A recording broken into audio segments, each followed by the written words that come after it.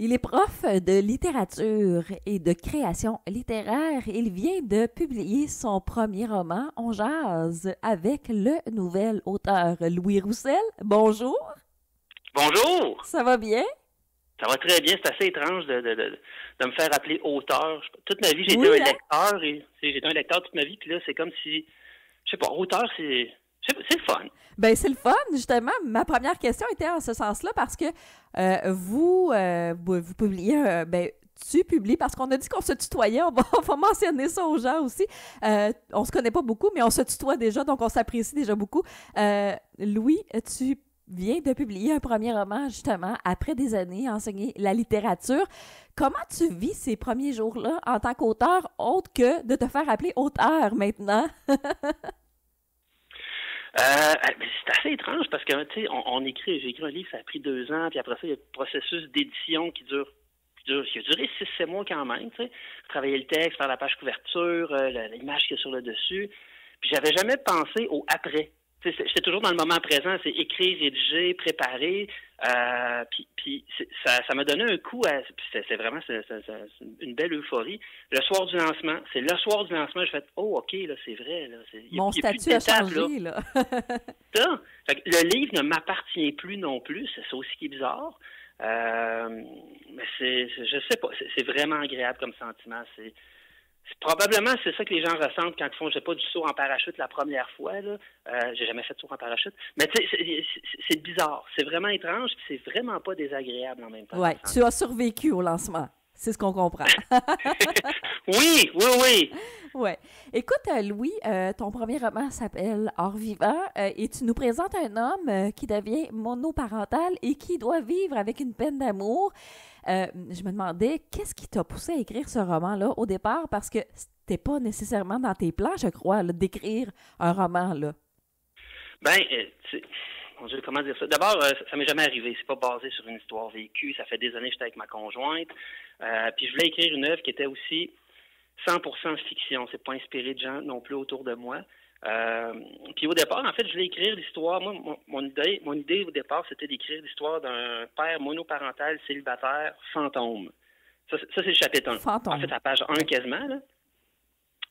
Fait que ça commence ça avec l'histoire d'un homme qui dit, dans le fond, que depuis que celle qu'il a laissée est partie, son cœur a cessé de battre. Ouais. Et pour lui, c'est pas une hyperbole, c'est pas une métaphore. Son cœur a cessé de battre. Il est mort. Puis là, tranquillement, je me suis dit, OK, qu'est-ce qui a bien pu le tuer? Je dis, c'est une peine d'amour. Puis en même temps, oui, mais c'est un peu cliché, l'histoire de la peine d'amour. Puis l'homme doit s'en remettre. Qu'est-ce qu'on peut rajouter à ça? Puis là, la partie monoparentale est vraiment venue me chercher parce que tu sais, moi, j'ai observé des gens autour de moi, puis encore en 2024, très souvent, on voit rarement ça, un père monoparental. Exact. Comment ça vit un père, tu sais? Puis sa petite fille, elle a 18 mois, puis tous les clichés, c'est, tu sais, les pères sont pas capables de mettre des couches, ou je sais pas trop quoi. Tu sais, on met du tape électrique pour que ça tienne, là. Donc, je voulais m'imaginer ça en sortant un peu des clichés, qu'est-ce que ça pourrait vraiment donner? Mais en même temps, on a un personnage qui est complètement déjanté parce que lui, il est convaincu qu'il est fantôme, donc qu'il est invisible. Comment conjuguer à la fois son état d'esprit avec aussi la réalité concrète qu'il doit s'occuper de son enfant, sans que ça tombe dans une parodie, tout en gardant l'aspect, je dirais, émotif. Fait que c'est se promener entre la tendresse et le rire, sans qu'un l'emporte sur l'autre. Le défi, c'était ça aussi. Tu sais. Fait que c'est peut-être davantage l'idée de créer une espèce d'atmosphère, de sentiment de quelque chose, plutôt que de travailler un personnage en particulier qui m'est venu en tête en premier. Oui, et tu l'as dit, tu mêles l'humour, la tendresse là, pour raconter cette histoire-là qui va parler à bien des gens, j'ai l'impression. Mais ce que je me demandais, c'est comment tu as travaillé le roman pour équilibrer ces deux éléments-là, tout en gardant là, justement cette profondeur émotionnelle dans l'histoire, parce que c'est un défi, là, quand même. J'ai triché. C'est ça que j'ai fait, parce que tu sais, les écrivains, c'est des menteurs. Notre travail, je me suis rendu compte de ça, c'est de mentir, c'est de transformer des choses. Fait que je me suis dit, parfait, j'ai écrit un livre qui va parler de ça, mais qui parle pas juste de ça, parce que là, ça donne 270 pages à peu près. Je peux pas faire 270 pages d'un monsieur qui est avec son enfant et qui se prend pour un fantôme. Ça serait devenu long. Puis je me suis rendu compte qu'un des personnages qui était très peu exploité dans mon livre, ça se passe dans un petit village perdu au creux des montagnes, qui est traversé par une rivière. Je me suis dit, et si le village devenait d'une certaine façon un des personnages? non pas tant que c'est un village qui est vivant, mais raconter l'histoire des lieux, raconter l'histoire, mettons, du cimetière, raconter l'histoire du magasin général. Puis tranquillement, c'est un peu comme ça que je trouve que le roman s'est ouvert pour devenir quelque chose de beaucoup plus concret. Un personnage, c'est intéressant, oui, mais dans quel lieu il évolue? Exactement. Qu'est-ce qui fait en sorte que les personnages secondaires, les gens du village, qu'est-ce qui fait en sorte que les gens sont unis, sont soudés entre eux, ou au contraire, qu'est-ce qui les oppose? Parce que c'est toujours le fun qu'il y ait des petites chicanes de quartier, des chicanes de... Oui, c'est ça, tu sais. Ouais. Bref, ça prenait des intrigues secondaires, comme on dit dans le jargon, sans que ça empiète sur l'histoire principale. Puis c'est comme ça que j'ai trouvé peut-être un équilibre entre l'humour et la tendresse, entre ce qui est un petit peu plus triste et ce qui est un petit peu plus drôle. Puis j'aime ça, les villages. J'adore les petits villages. Ben moi aussi, ça me parle parce que j'ai vécu dans un petit village, je vis encore dans un petit village, puis Frédéric évolue dans ce village-là, comme tu le dis, c'est devenu quasiment un personnage, le village. Mais on sait que tout se sait dans un village, tu l'as dit, là, puis les gens s'entraident beaucoup aussi. Mais justement, dans quel contexte Frédéric va vivre sa peine d'amour? Parce que là, j'ai pas pu lire le livre encore, puis les gens qui nous écoutent non plus, mais il va vivre ça dans quel contexte? Les gens vont s'allier, vont se retourner? Comment ça va se vivre pour lui, cette peine d'amour-là, à travers les yeux des autres, là? Ben, tu sais, pour quiconque a déjà vécu dans un village, le village en question, ça s'appelle Saint-Nicolas-des-Monts, ce qui est un village qui n'existe pas. Il y en a qui ont vu Saint-Alexis-des-Monts, il y en a qui ont vu Cozapscal, il y a quelqu'un qui me dit que ça ressemblait à Cozapscal en Gaspésie, tu sais. Ça vient de, je l'ai inventé. Puis ce qui est le fun avec les petits villages, c'est que plus un village est petit, plus le moindre événement prend de l'ampleur de façon disproportionnée. Ah oui. Donc là, vous avez un père célibataire monoparental qui se prend pour un fantôme. Juste là, ça fait parler de tout le village. Puis en même temps, ce qui va arriver à un certain moment, c'est que ça me prenait une intrigue secondaire, comme je disais, une intrigue que tout le monde peut comprendre. Je me suis dit, quelqu'un qui est à Montréal, qui lit mon livre, là, il peut pas comprendre c'est quoi certaines réalités rurales. Au début, je voulais parler qu'il y avait des problèmes avec la nappe phréatique à cause des puits artésiens, mais là, ça n'aurait pas marché. Personne n'avait rien compris, tu sais. J'étais rendu, je faisais un documentaire là sur je sais pas trop quoi, sur l'eau, puis j'étais rendu chat-tisseur, ça marchait pas du tout. Donc, ce que j'ai fait, c'est que j'ai dit, parfait, ils ont des problèmes avec le réseau cellulaire, leur problème de 5G, tu sais. Oh mon Dieu, hein? On connaît ça, nous, en campagne. Ben, puis en ville aussi, on est entre deux buildings, puis là, les réseaux rentrent pas, puis comment ça fait? 5 minutes, pas de téléphone, puis notre vie cesse. Dans un petit village où le réseau est toujours mauvais, depuis peut-être 5, 10, 15 ans, on ne le sait pas, et soudainement, quelqu'un arrive, une compagnie arrive et dit, je vais régler votre problème de téléphone cellulaire. Vous allez avoir 5 barres tout le temps. Les gens sont contents. Mais ça prend une antenne, on va la mettre dans votre village. Qui veut avoir l'antenne? Et là, soudainement, tout le monde s'oppose. Je veux dire, une antenne 5G, dans leur cours, ils ne veulent pas. Les oiseaux vont tomber du ciel, ils vont perdre leurs cheveux, tu sais, bon. Fait il y a ça aussi, cette intrigue secondaire-là, qui fait en sorte que rapidement, les gens vont s'unir ou vont s'opposer. Je ne dirais pas ce qui va se passer par la suite. Mais je voulais aussi une réalité concrète de 2024. Je voulais pas que les gens pensent que ça se passe en 1952, mon histoire. Tu sais. Puis c'est quelque chose de très, très, très contemporain. Puis qu'on soit en campagne ou en ville, peu importe où on est, on a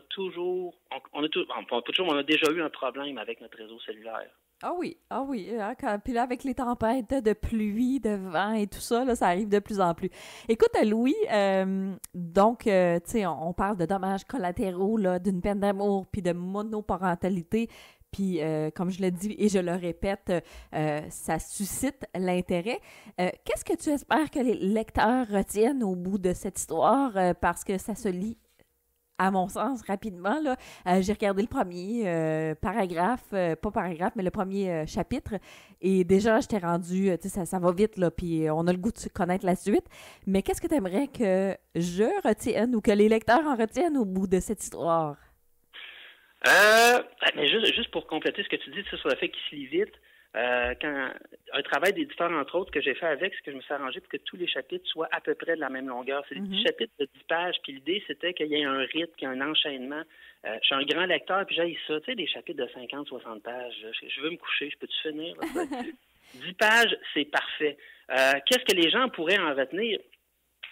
Il n'y a pas de message universel. Je n'essaie pas de faire un roman à thèse ou quoi que ce soit. L'idée, c'est de passer un bon moment de lecture. Puis je vais écrire un roman d'amour. Peut-être un roman d'amour. Bon, oui, tiens, on va dire. Je vais écrire un roman d'amour, mais dans lequel on porte une attention particulière à la façon avec laquelle les choses sont racontées. Parce que je testais mon côté fleur bleue, mais j'aime bien l'histoire d'amour. Puis des fois, j'ai l'impression parce que c'est une histoire d'amour, ça donne l'impression des fois que ça a été écrit rapidement ou que, tu sais, on tombe dans des clichés. Puis moi, je voulais briser des clichés. Je voulais montrer vraiment de quoi d'abord ça peut avoir l'air une vraie peine d'amour. Puis la question, c'est si on peut mourir d'amour, est-ce qu'on peut démourir d'amour? Autrement dit, est-ce qu'on peut revenir à la vie? C'est beau! Ben, tu sais, j'ai des enfants, fait que là, tu sais, démourir, ça serait leur genre de phrase, là. Mais est-ce qu'on peut démourir grâce à l'amour? Puis si on peut démourir grâce à l'amour, mais comment ça peut arriver? Fait que c'est certain que c'est un livre qui finit bien, là. Ça finit avec pas des fleurs et des papillons, mais pas loin. Je voulais que ça finisse avec un coucher de soleil. Je voulais que ça se termine en beauté. Puis le message à retenir, ça dépend peut-être du personnage qui va venir vous chercher, tu sais. Parce que paquet de personnages, puis des fois, on n'accroche pas sur le personnage principal. Des fois, c'est quelqu'un qui est là pendant 3 ou 4 chapitres, puis on se dit, mon Dieu, ça pourrait être moi, ou tu sais.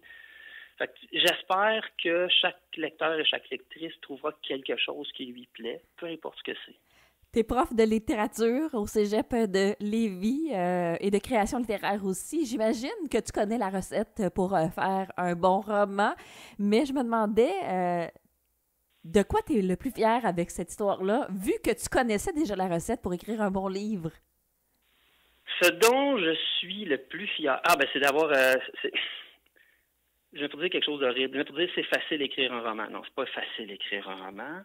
Ça dépend pour qui, en tout cas. Oui, non, mais ça m'a pris quand même du temps. Ça prend quelques années. Le plus difficile, je pense, c'est de trouver une maison d'édition, d'abord et avant tout, parce qu'il y avait plein de gens qui veulent être publiés, puis il y a très peu de livres qui sont publiés par maison d'édition. Tu sais.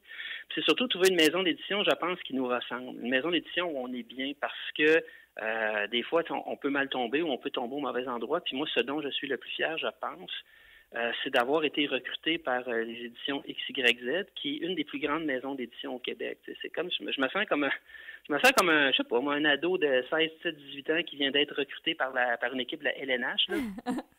Mais c'est pas rien, c'est un super beau compliment. Surtout qu'XYZ, il publie, je sais pas moi, peut-être 15-20 romans maximum par année, il publie pas grand-chose, puis qu'il a décidé de prendre un auteur pas connu comme moi, qui n'a jamais rien publié, puis qui dit que ça vaut la peine que ce soit dans notre catalogue, c'est plus qu'une tape dans le dos. Là, et là, la marque de reconnaissance. Mais j'imagine que les gens vont reconnaître ton talent parce que moi, je suis déjà conquise juste à parler avec toi. J'irai au cégep de Lévis juste pour suivre tes cours de littérature et de création littéraire. Est-ce que tes étudiants vont lire ton roman? Est-ce qu'ils seront invités à lire ton roman? Je ne le rendrai pas obligatoire comme lecture, certains. Ouais, non. Ça serait un peu... il y en a qui savent que j'ai écrit un livre, mais tu sais, j'en ai pas parlé comme cette session-ci, j'en ai pas parlé dans mes groupes. Je voulais pas faire non plus. Je voulais pas faire de l'auto-promotion à ce point-là.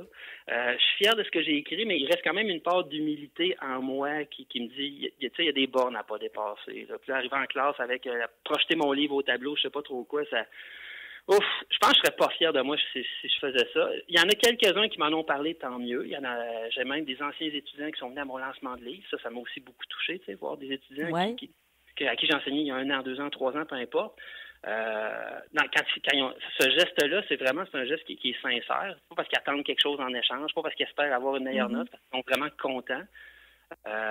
Mais jusqu'à maintenant, la rétroaction que j'ai eue, c'est ça. C'est surtout des anciens étudiantes qui sont venus me voir pour m'en parler.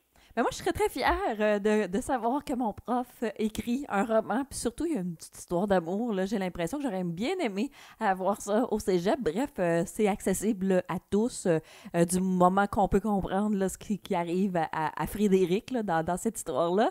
Écoute, Louis, maintenant que ton premier roman est sorti, que tu es entré par la grande porte dans le monde des auteurs, est-ce que tu penses déjà à la suite des choses ou t'en restes là pour le moment et tu profites du moment présent, justement? Là, ça, c'est ce qui est bizarre, c'est que j'ai une idée de roman, j'ai quelque chose en tête, puis là aussi, je me rends compte qu'une fois que le livre est sorti, il faut faire ce qu'on appelle la promotion du livre. On parle à des gens, on parle à des journalistes, on fait des entrevues, puis on dirait que j'ai fini d'écrire le livre, mais j'ai pas encore fini d'en parler. Donc, éventuellement, oui, je vais me lancer dans un autre projet. J'ai des trucs qui sont notés. Mais il faut donner la chance à mon... Tu sais, c'est Hors Vivant, ils viennent juste de sortir, puis je vais donner la chance de vivre pleinement. Ben, j'espère. On va inviter les gens à se procurer ce livre. Tu l'as dit, aux éditions XYZ. Je veux mentionner que le livre est vraiment très beau. La couverture cartonnée aussi, tout ça, là, c'est magnifique. Ça donne vraiment envie.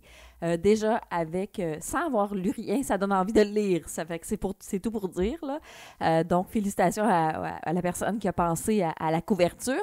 Louis, on a commencé ça en se tutoyant et on ne se connaît pas, mais moi, je suis déjà conquise juste par comment tu nous racontes les choses. Alors, j'espère pas, je suis certaine que ça va se transmettre dans ton livre, si c'est dans ma bibliothèque, et c'est même mon livre des prochains jours. Bon, ben ça fait toujours plaisir à entendre.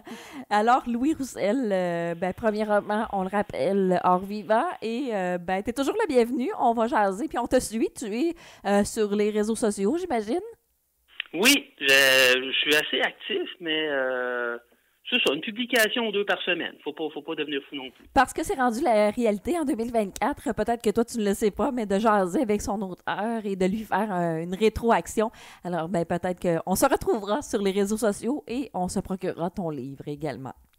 Super. Merci beaucoup. Bonne journée à Lévis. Merci à toi aussi. À bientôt. Bye bye.